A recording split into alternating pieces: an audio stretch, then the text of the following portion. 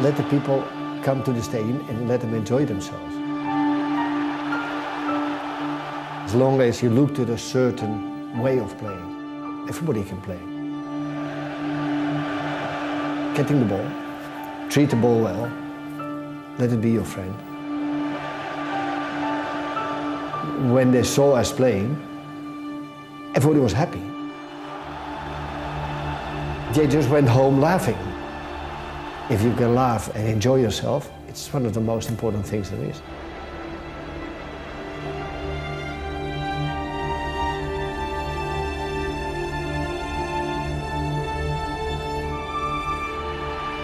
Johan Cruyff. He was football's enigma. Not only would he ghost past defenders like they weren't there, he would outwit them too. Like a mathematician on the field, he always managed to find another angle. There would always be another dimension to his play. He had the perfect combination of intelligence and skill.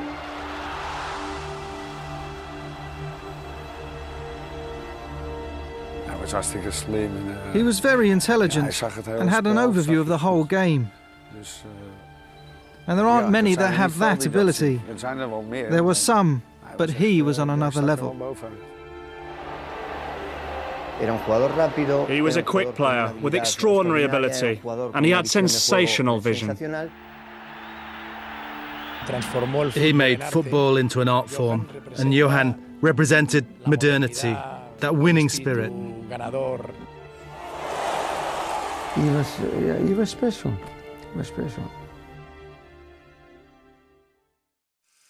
It was in Watergraafsmeer, in the east of Amsterdam, that Johan Cruyff grew up in the 1950s. His home was close to the old Ajax stadium, which was appropriate for such a talented kid. But there were some tough moments in childhood for the youngster. My father died when I was 12, which means that my second father was taking care about the field of Ajax. My mother was working there, which means that, in between school times, from 12 to 2 or whatever, when you eat, you went there, which means it's, almost second home. He learned on the street, like me. You know, most of the players from Ajax, we come from the street. He lived 500 meters from the stadium. He wasn't like a son van us. He was a real Amsterdam boy, you know? He was a real man of Amsterdam. Then I was on the field and he was behind. He shoot the ball back to the trainers and he was always running and playing with the little guys. He was a small friend of all the players, you know. They were older, they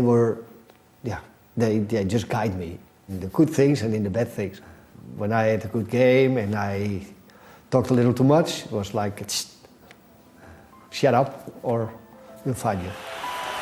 The youngster, though, was something of a prodigy. Cruyff made his debut at the age of 17, scoring in his first match and making a name for himself on equal terms with the men he'd once seen as father figures. They were players for the first team, and of course they were the idols of all the young players at that stage. But at the same time, I saw them every day. So when I went into the first team, everybody says, "Were you nervous?" I said, "Well, I wasn't nervous. I went in the dressing room all the time as a young kid. It was just so natural, so automatic." By 1966, Ajax were dominating the Dutch league. They won the Eredivisie with a little help from their young centre-forward, who got 25 goals in 23 games.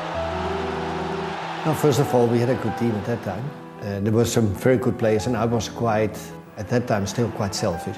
I knew where I had to go. My control was very quick because that's what I had to do my whole life, otherwise I would never have come to the first team. So it was quite easy to score these goals. It was just based on my quality. He was fantastic. He was so smart. He knows where the ball is coming. He saw everything. And he can play on every place in the team. The 1960s were pioneering days for Ajax. Rinus Michels and his talented squad were developing a fluid style of play, a system that would become the celebrated total football. Sharky, With a scholarly air, through method and precision, Michels became the master, commanding respect from his attentive pupils. En in mindere mate dus de competitie buiten een enkele wedstrijd vraagt dus 2,5 kwartier geen seconde verslagen. And in Cruyff, Michels had the perfect player to put his ideas into action on the pitch. He was Ajax's star. But there were times when even Johan Cruyff was brought back down to earth. The trainer say no smoking, Michels. And we come from the training in the car and we drive 200 meters and he stopped with the car. And he make cigarettes and he smoked a cigarette after the training. We had to do some training in the woods, running, and I hated running. The second goalkeeper and myself, we were behind the tree, smoking a cigarette until they were coming by. And then one day we were just smoking and then the coach was behind the tree. So he said to me, next day was the day off. Next day you've got to train because we can't accept that and all these sort of things. I was there on the place at 7 o'clock. Then the coach came in his car, in his pyjama. He said, it's too early, it's too cold, bye-bye. So he turned around, went home again. And I was there looking like a fool. Whatever went on behind the scenes in Amsterdam, Michels and Cruyff were going places. And in 1969, Ajax made it to the final of the European Cup, where they met AC Milan. We had to pass the first final of the European Cup. At that time was in Madrid against Milan. And we lost there. Not because we were worse, but the experience was not there. But you have to go through these mistakes. You had to learn from it. And then the great period started in '71. It was a bright London evening at Wembley Stadium, June the 2nd, 1971. It turned out to be the first defining moment for Johan Cruyff and his Ajax side. Keizer buitenom, zeer goed. Prachtig ingekopt is het doelpunt. Ja, ja. Een doelpunt van Dick van Dijk op een voorzet. Cruyff. Heel handig het schot van Haan en het is een goal. 2-0 voor Ajax. 2-0 voor Ajax. Arie Haan. It was the beginning of the Ajax era.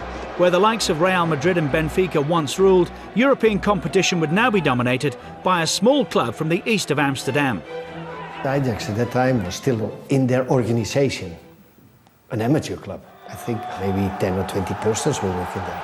You didn't have directors, you didn't have, no, there was a president. And then, yeah, people who did it in their spare time. A year on, in 1972, Ajax were preparing for another final, this time with a new coach, Stefan Kovacs, in charge. It was Ajax against Internazionale at the De Kuip Stadium in Rotterdam, and in the second half, Cruyff took the game to the Italians.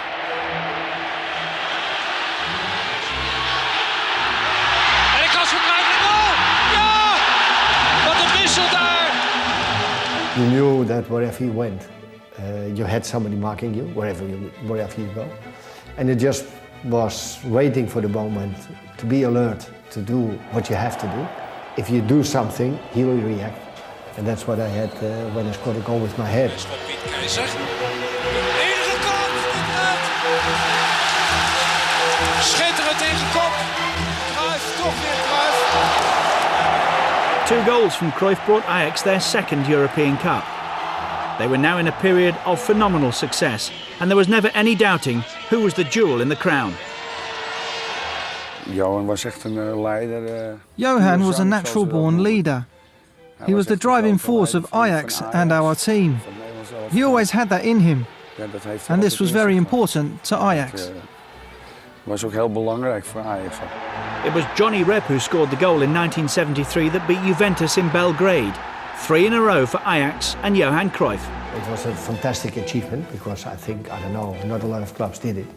So you came into a select group of clubs within Europe. I played 7-8 years with him, and we win 3 times the European Cup together. And he was the best. But this was to be the last time that Cruyff would hold the European Cup as a player. Despite the celebrations, there were problems behind the scenes, which meant that Ajax's star had to move on. From the club on, there was no discipline. From nobody, not from the president to the players, not from the players to the coach, not from the coach to this. It was pretty because I think they could have held a few more years. You can get angry, that's what I did, and tried to keep these things together, but it was almost impossible after these 3 cups. So in 1973, the European Player of the Year, the best player in the world at the time, chose to sign for Barcelona. For the locals, the arrival of Cruyff and the impact he had was as good as a miracle. When Johan arrived here in Barcelona, the club was going through, let's say, a strange period. Even though we were playing well and had good players, we weren't winning anything.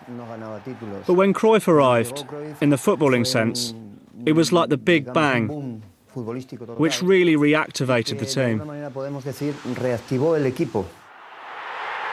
The transformation was not to go back and have a look what happens. No, go out there and just try to win and win. Barcelona at that time had some good players, but they didn't think like that. And the moment they start thinking like that, it was a very good team.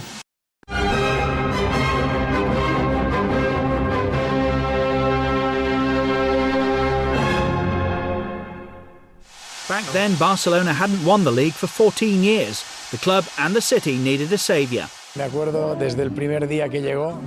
I remember it all from the very first day he arrived. Barcelona was second from bottom and the first match was against Granada at home.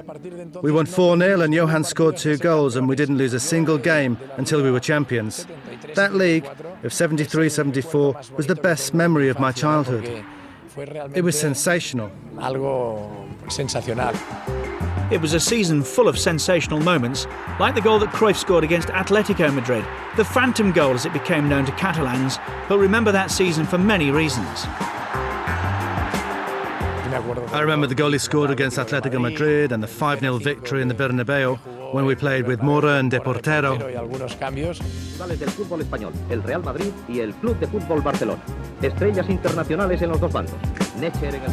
Real Madrid against Barcelona at the Bernabeu was perhaps the most famous match Cruyff ever played for Barcelona. It was fantastic for me as a player to play Madrid. It was such a huge thing, first to play in Bernabeu, and then if you saw the game, we played very well. Barcelona didn't just play well, they won 5-0. I think that for those of us who were lucky enough to play in that team, we'll remember that match forever. Things were beginning to change in Spain. People were starting to be able to say what they thought politically. And in that sense, a result like that against a team like Madrid, in their own ground, sent shockwaves around Europe. Almost every Catalan saw this as a symbolic victory over Madrid. At the time, Spain was still under the dictatorship of Franco, a particularly tough time for Catalonia. Afterwards, when you live here, then you see the differences between Catalonia and Franco at that time, and what it meant for them to have the best player of Europe at that time, because they gave me the golden ball a few times. And so for them it was something that, we outplayed, let's say, Madrid. 1974 was also a World Cup year, and Holland arrived in West Germany with Cruyff, the best player in the world at the time, and with a growing reputation as a footballing nation. 69, 70, 71, 72, 73, all these summers, a Dutch team was in the final of the European Cup. Then everybody realized, hey, we've got a big name to defend now. We, 5 years are dominating Europe, we can't look like fools, it's impossible. But Holland were never going to look like fools. Stars like Johan Neeskens, Johnny Rep, as well as Cruyff himself would see to that. It's not a question of pressure, it was more responsibility. Michaels was a big help because he arranged the organization outside the field and I could arrange it inside the field. Once again it was the Cruyff-Michels partnership. They'd been together at Ajax, then Barcelona, and now with Holland they brought total football to the World Cup. It just grew naturally from that base. Nobody really consciously made up this style. We had attacking defenders, midfielders who played deep, and everyone attacked. This became what is known as total football. Against Sweden, Cruyff produced the move that defined his talents.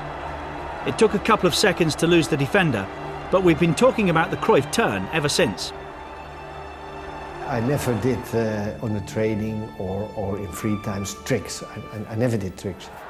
I saw something and I did it, and it just came out. There was an opponent there and you had to outplay him. So that was the easiest way, so you just do it. Against Argentina, Cruyff got his first goal of the tournament. The Orange machine was gathering force, but the biggest challenge was still to come. The big game was against Brazil, the World Champions. So that was really a game where everybody was focused.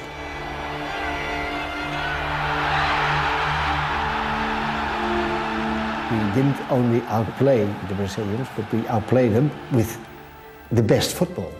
We just played football which the world loved, and that against the Brazilians.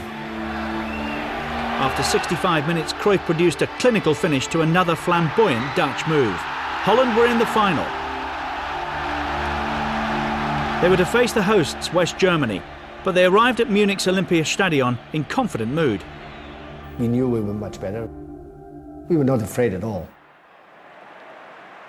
It was an extraordinary start to a World Cup final. Cruyff picked up the ball and took on the German defence. He got a penalty. And Johan Neeskens blasted it home. Holland were ahead before any West German player had even touched the ball. We knew they were Germans. Germans is always difficult. It's one of their qualities, their mentality, and they will go until the end. The Germans fought back. They too won a penalty, which Paul Breitner drove home. The German reaction didn't stop there, and by half-time they were ahead, this time through Gerd Müller.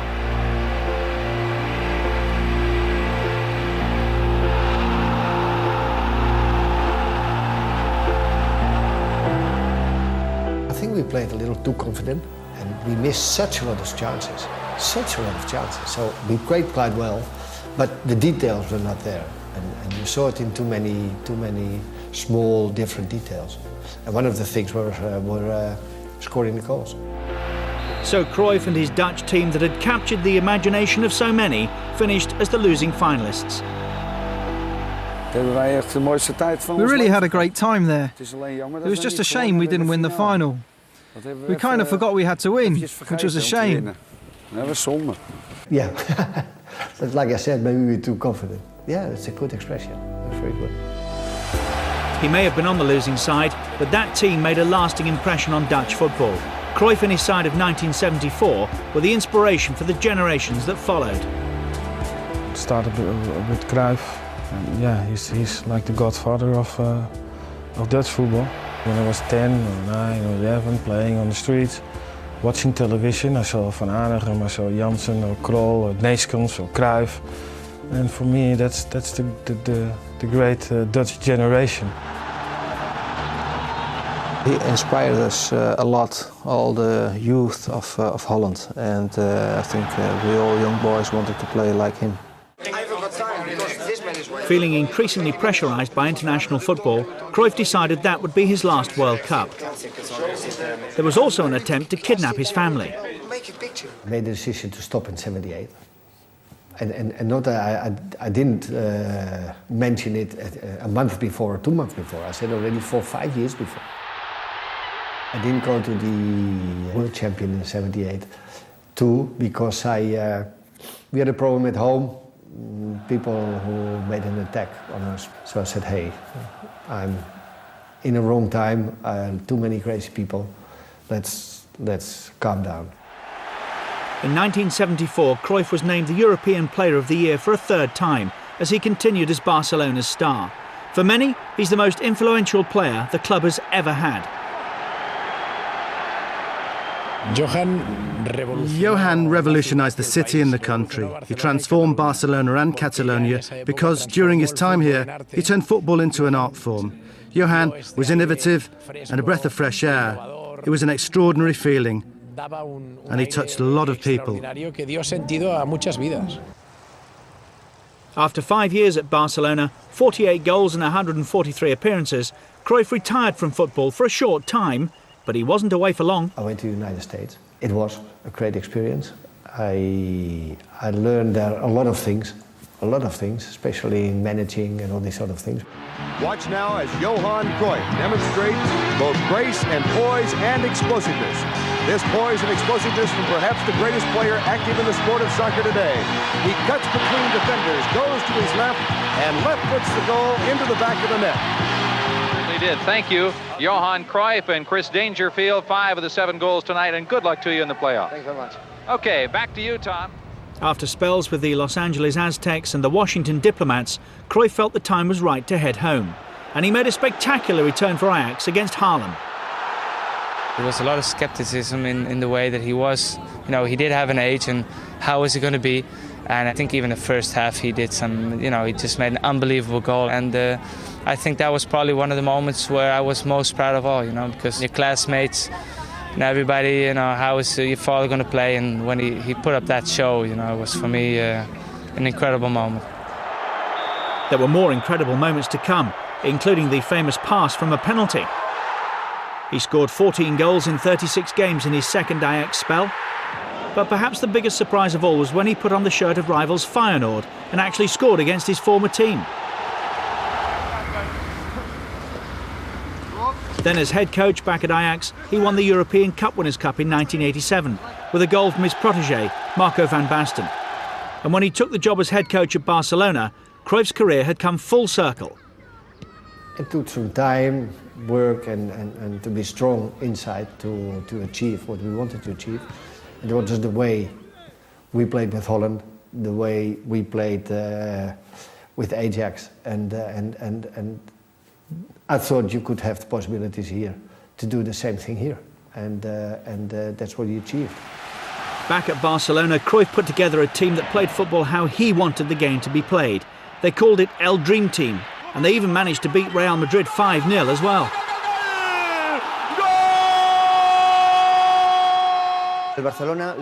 Barcelona gave Cruyff the opportunity to put his footballing philosophy into practice.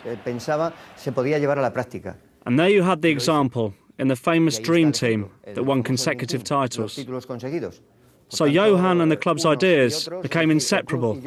They were synonymous with each other. But perhaps Cruyff's finest achievement in all the years he's been associated with Barcelona was to win the European Cup in 1992. Ronald Koeman scored in a 1-0 win against Sampdoria at Wembley. It was a club which almost 100 years existed, never won it. And now you didn't only win it, but the way you won it. They don't talk about you, no, you won the game. No, we enjoy watching. And enjoy watching the games from Barcelona is much more important than only winning. Even now his life still revolves around sport. The Johan Cruyff Institute for Sport Studies has centres around the world helping athletes build their future careers. And the Cruyff Foundation helps kids who didn't have the chance to excel at sport. I was very happy myself, the things you achieve.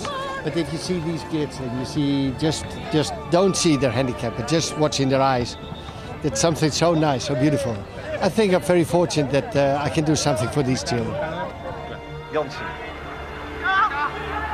It all started on a football pitch in Amsterdam.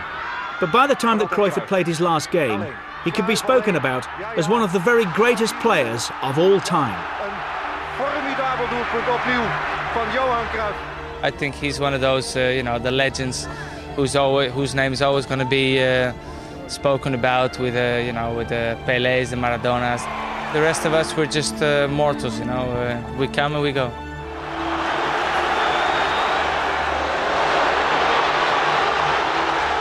Johan Cruyff, Maradona, Pelé, Eusebio, they were all fantastic players. But Johan was the greatest.